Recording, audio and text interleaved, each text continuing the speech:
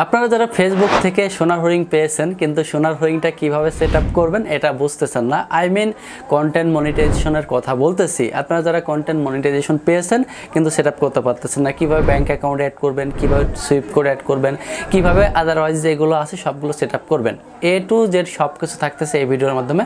তো ভিডিওটা কন্টিনিউ করুন। আচ্ছা, প্রথমে আপনাদেরকে যেটা করতে হবে, ফেসবুকে আসতে হবে। আসার পর এখান থেকে প্রফেশনাল ড্যাশবোর্ডের উপরে ক্লিক করবেন। আমার প্রোফাইলে একটা ইস্যু ছিল, তারপর আমি সেটআপটা পাইছি। তারপর একটু স্ক্রল করে নিচের দিকে আসার পর দেখেন এখানে মনিটাইজেশন সেকশনে যাওয়ার পর কন্টেন্ট মনিটাইজেশন নামে একটা অপশন পাচ্ছেন, সাইডে সেটআপ আছে।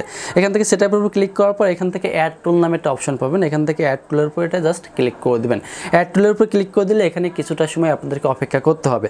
অপেক্ষা করার পর এখান থেকে আপনারা যারা ইতিপূর্বে পে আউট অ্যাকাউন্টটা সেটআপ করেছিলেন তাদের জন্য খুব ইজি হবে, আর যারা এখন পর্যন্ত করেন না তাদের জন্য একটু কঠিন। তো এখান থেকে যদি আমি একটু রিফ্রেশ করি, দেখেন এখান থেকে আমার কিন্তু কন্টেন্ট মনিটাইজেশনের সেটআপটা হয়ে গেছে। এখন আপনারা যারা পে আউট অ্যাকাউন্ট আগে পরে সেটআপ করছেন বা আপনারা এখন পর্যন্ত করেন নাই, আপনারা যেটা করবেন দেখুন এখানে পে আউট সেটআপ নামে একটা অপশন পেয়ে যাবেন। এখান থেকে যারা ইতিপূর্বে করেন নাই তাদের জন্য এরকম একটা অপশন আসবে না, আমার যেহেতু করা আছে সেক্ষেত্রে আসবে। আপনাদের জন্য সরাসরি এরকম একটা অপশন চলে আসবে যারা ইতিপূর্বে কখনো করেন নাই। প্রথমে এখানে আপনাদেরকে লিগাল ফার্স্ট নেমটা দিতে হবে, তারপরে লিগাল সার্চ নেম অর্থাৎ নামের শেষের অক্ষরটা লিখতে হবে। যেমন আমার নাম ইমামুল হাসান, প্রথমে ইমামুল লাস্টে হাসান, ঠিক আছে, এটা আমি ব্যবহার করতেছি সার নেম হিসেবে। তারপর এখান থেকে জন্ম তারিখটা সিলেক্ট করতে হবে, তারপর এখান থেকে কান্ট্রিটা সিলেক্ট করতে হবে। করার পর এখান থেকে জাস্ট নেক্সটের উপর এটা ক্লিক করে দেবেন। নেক্সটের উপর ক্লিক করে দেওয়ার পর আপনাদের সামনে একটু লোডিং হবে। লোডিং হওয়ার পর আপনাদের সামনে নতুন একটা ইন্টারফেস চলে আসবে। এরপর দেখেন আপনাদের সামনে সেম এরকম একটা ইন্টারফেস চলে আসবে। এখান থেকে কান্ট্রিটা অবশ্যই বাংলাদেশ থেকে করলে বাংলাদেশ দিবেন। তারপর এখান থেকে বিজনেস টাইপ যেটা, এটার উপর যদি আপনি ক্লিক করেন এখানে অনেকগুলো অপশন পাবেন। দেখেন এখান থেকে আপনারা যদি আমাদের মতো কন্টেন্ট ক্রিয়েট করে থাকেন বা ভিডিও এই ধরনের কোনো কাজ করে থাকেন, বা আমি যে রিলেটেড ভিডিও করি অথবা মিউজিক জাতীয় বা অন্য কোনো ধরনের ভিডিও করেন, তাহলে এখান থেকে ইন্ডিভিজুয়াল সোলার প্রোভাইডার এটা আপনারা সিলেক্ট করতে পারেন। তো আমি জাস্ট এখান থেকে আমার জন্য ইন্ডিভিজুয়াল সোলার প্রোভাইডার হবে, তো আমি এখান থেকে এটা রাখবো। রাখার পর এখান থেকে নেক্সটের উপর এটা ক্লিক করে দেবো। নেক্সটের উপরে ক্লিক করে দেওয়ার পর আপনাদের সামনে নতুন আরেকটা ইন্টারফেস চলে আসবে।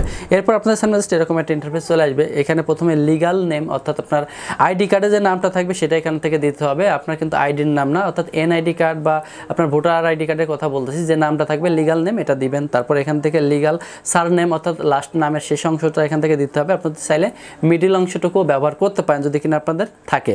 তারপর এখান থেকে আপনাদের জন্ম তারিখটা সিলেক্ট করতে হবে। এখান থেকে দেখেন আমার সব কিছু অটোমেটিক ফিল আপ হয়ে গেছে, কারণ আমি আগে একবার পে আউট সেটআপটা করছিলাম। তারপর এখান থেকে প্রাইমারি অ্যাড্রেসটা এখান থেকে আপনাদেরকে দিয়ে দিতে হবে।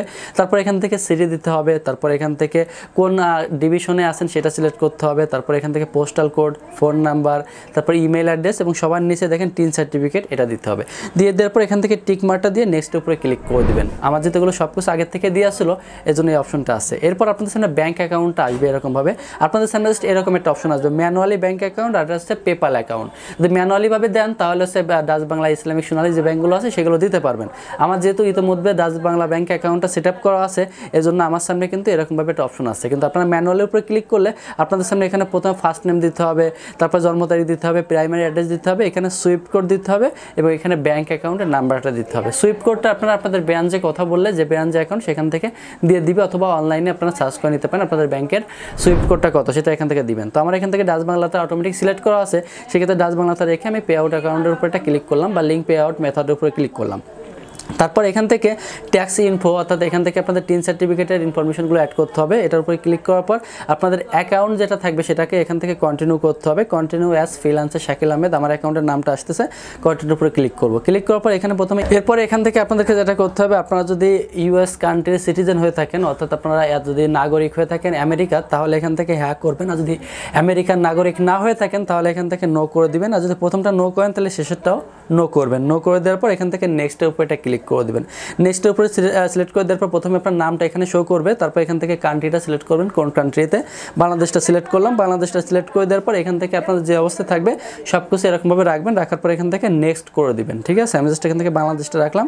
তারপর এখান থেকে জাস্ট নেক্সটের উপরে এটা ক্লিক করে দিলাম। এখান থেকে নেক্সটের উপরে ক্লিক করে দেওয়ার পর প্রথমে এখান থেকে কান্ট্রিটা শো করবে, তারপর অ্যাড্রেস শো করবে, তারপর সিটি শো করবে, তারপরে এখান থেকে ডিভিশন শো করবে, তারপর পোস্টাল কোড শো করবে। এখান থেকে আবারও নেক্সট করবেন। সব কিছু যদি ঠিক থাকে তাহলে এখান থেকে নেক্সট করে দিবেন। নেক্সট করে দেওয়ার পর এখান থেকে আপনাকে সিলেক্ট করতে হবে আপনি যে কান্ট্রিতে আছেন সেই কান্ট্রিতে মনিটাইজেশন এলিজেবল কিনা। তো বাংলাদেশ থেকে মনিটাইজেশন এলিজেবল, সেই ক্ষেত্রে জাস্ট আমি এখান থেকে বাংলাদেশটা সিলেক্ট করে দিলে দেখবেন যে এখানে টিক মার্ক উঠবে, অর্থাৎ বাংলাদেশ থেকে অ্যালাও আছে। দেখেন এখান থেকে টিক মার্কটা উঠছে।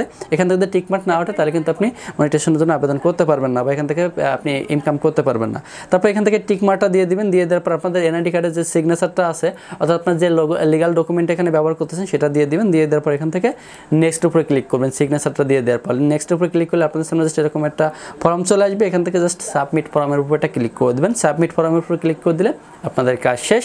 এখান থেকে দেখেন সব কিছু কমপ্লিট, ডান দিয়ে ব্যাকে চলে আসবেন। আসলে আমার কন্টেন্ট মনিটাইজেশন সেটআপটা হয়ে গেল, আমার পে আউট অ্যাকাউন্টটাও সেটআপ হয়ে গেল। তারপরে এখান থেকে আমি রিফ্রেশ করে দেখেন সব কিছু আমার কমপ্লিট। এখন আমার যত ইনকাম হবে সবগুলো কিন্তু আমার ব্যাঙ্ক অ্যাকাউন্টে পৌঁছে যাবে। তো এইভাবে চাইলে আপনারা পে আউট অ্যাকাউন্টটা সেটআপ করে নিতে পারেন। আর যদি এর থেকে ডিটেলসে আপনারা দেখতে চান তাহলে আমাদের ইউটিউব চ্যানেলে ভিডিও আছে কীভাবে পে আউট অ্যাকাউন্টটা সেটআপ করবেন A to Z সব কিছু দেখে নিতে পারেন। তো ভিডিওটা কেমন লাগলো অবশ্যই কমেন্ট করে জানাবেন। যদি ভালো লাগে আমাদের ইউটিউব চ্যানেল এবং ফেসবুক পেজ ফলো করে পাশে থাকতে পারেন। ধন্যবাদ সবাইকে।